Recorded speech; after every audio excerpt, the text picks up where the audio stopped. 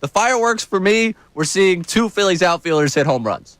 All right. In the same game. Duly noted. Something that hasn't happened, I believe, since March. Absolutely. Yeah. There's been a real dearth out there as far as power bats. So that was nice. They win 5-1 last night. Brendan Gunn produced the show today. The Phillies get the victory, and they split the doubleheader. And the first game, naturally, brings a little bit more fodder for us than the second game, because the second game, you look at it, you say, hey, rotation does its job one more time. Right. They made it at least far enough where even the little scare you have with, is Kirkering going to give up any runs? It's such a nice gap between the two teams. You don't really need to. The outfielders did their job. So it was beautiful, honestly. For me at the ballpark last night for that game. Beautiful night. It was a conversation Andrew Salciunas had earlier in the week. Can you just sit and enjoy a ball game? I did. I sat there. I enjoyed a ball game. I was like, this was nice. And then you left. And I left. I didn't watch the fireworks. I'm sorry. My bad on that one, I guess. That's not why I went to the game. Brendan Gunn yesterday, you can skip plans with a friend if you're going for the fireworks instead of just going for the game. No, I'm just going for the game. I like baseball. But the question that really comes to my mind, because I'm watching yesterday afternoon, and obviously they take 2 or 3 from the Padres. They beat another good baseball team, another team that I think some people saw it in that game, even though their bullpen did give up a few runs. The one thing that concerns me about if you get into a postseason series with the Padres is that bullpen for them. Yes. And if they're able to match your starting pitching, I don't think you can match them in the bullpen. I'm not sure that's a gap you can even close at this point between the two sides with the bullpens. So you saw it a little bit in the afternoon where the Padres get the win, but they take another good series against another good team. And I think at this point, we can all accept where they are in the National League. It's the Dodgers, and then the Phillies fall into the tier of everyone that hopes the Dodgers aren't healthy and they can catch them at the right time. Something falls off. So that I think we can kind of put aside. Everyone, I said yesterday that I wouldn't let Harper's health impact the way I approach the deadline. I saw comments on our Instagram that were like, what do you mean championship window? It's over. I think you all could still say we're still competing here in Philadelphia. Correct. Yeah. I'm not even going to open up that as a topic for today. Record-wise in the national, like right now, if the playoffs started right now, they'd be the 2 seed. Those overreactions I just put to the side. The overreactions I didn't from yesterday. On both ends of the spectrum about Mick Abel. Oh, the Mick. We're going to get into bad base running and Bryce Harper taking a night off. We'll get into that later on. That's coming up in the 10 o'clock hour.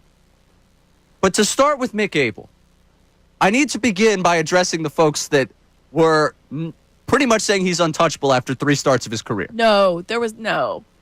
There were people. After the first start of his career, I thought, well, now is when you trade him. I love the Mick. Exactly what I thought. But the people that thought he was untouchable after 3 starts, I need you to come back to reality and realize he is a young pitcher that is going through the process of growing into his game. He is good. He was never as good as you first thought he was against the bad lineups he faced in those first 3 starts. Right. And to now the other side here that has decided he has no trade value left because they watched him go an inning and 2/3, walk 5 guys and allow 5 runs. He is still tradable, okay? Yeah, he's not as bad as that start, I think, would say. I think he's still figuring a lot of things out. I think he needs to work with a lot more of we talked about the tipping pitches before. I think he's working with that. The thing is, people have got a book on him now, so he needs to adjust. He's, made 8 starts? Yeah. And I think you're seeing a little bit of also what he was last year in the minor leagues, where he stopped going after guys because he was worried he couldn't get them out. Right. And once you stop attacking the hitters, and the hitters stop attacking, just start taking the base. And I talked to him about that when he made a start and then he went back to Lehigh Valley before he's called back up again. And I was like, what changed for you? And he's like, I used to be thinking, because he had a terrible season last year by any stretch, certainly by his own standards in the minor leagues. And he's like, I was trying to think about 5 or 6 things, and then I just needed to think about 1 or 2. So he talked with Caleb Cawthon. He talked with some of the other pitching coaches when they were in spring training, and he tried to hone in on that. And obviously he had been doing quite well, and I think he still has that capability. But old habits do die hard, and you wonder if he hasn't, as you mentioned, harkened back to some of that did get him into trouble. Be like, all right, now I'm getting kind of tense. I'm just going to try to just throw it over the plate and just hope, instead of really trying to take a breath a little bit and just relax. And from that, we need him to get back to, again, the basics that you're talking about. And there's also the question of, is that at the major league level? Will he do that at the major league level? So I have 2 questions for people to start out here. And you can answer both of them. I think you've answered part of one of them already here. 1, Do you believe the Phillies missed the boat on trading Abel? Because those of you that do, I want to talk you off the ledge today. Because all of you, all of a sudden, he went from the greatest asset they've ever had to a guy that can never be moved. I'm scrolling Twitter, going back and forth between people that are like, he's got no more trade value. This guy stinks. Like, it's 6 starts in. After 3 starts, and there were people that were saying, I wouldn't move him. There's no way you can move a guy like this. Which also, he doesn't fit into the long-term plans here. But whatever. I'm not even going to go down that path. Did they miss the boat on trading Abel? Which I think both of us here can say absolutely not, because much like many people could say when they're out there in the dating world, there's someone out there that's going to say, we could fix him. Yeah. And there's a president out there that says, we could fix him. We could fix that 23-year-old. He's got good velocity on his fastball. Good for us. He's got a couple of good off-speed pitches that we could work with. There's someone out there that believes they could fix him, and that he doesn't need that much fixing right now. He had a couple of bad starts here where he's just getting used to the major league level. So, to me, they have not missed the boat on trading him. All of you that lost your mind, I think a lot of you overvalued him to begin with. Right. Like, I go back to the Jim Bowden article that came out a couple weeks ago where it's like, he's going to get you Bautista and Mullins. It's like, that seems a little rich. I don't know if the Abel for Bautista trade straight up was going to be something there. Mullins might be a throw in there just because he's an expiring contract for a team and that's that was losing. the thing. But to me, I think we started to overvalue him as a fan base. And now we've swung so far the other way where we're undervaluing him. I'm trying to bring a little bit of calm here. And the second question I want to bring in, how much longer of a major league runway does he have after yesterday? How would you address this rotation in the immediate, given where he's at and given where Arnola is? Because for me, he makes his next start. There's no question. Abel, yes. Abel. We're going into the All-Star break. He makes his next start.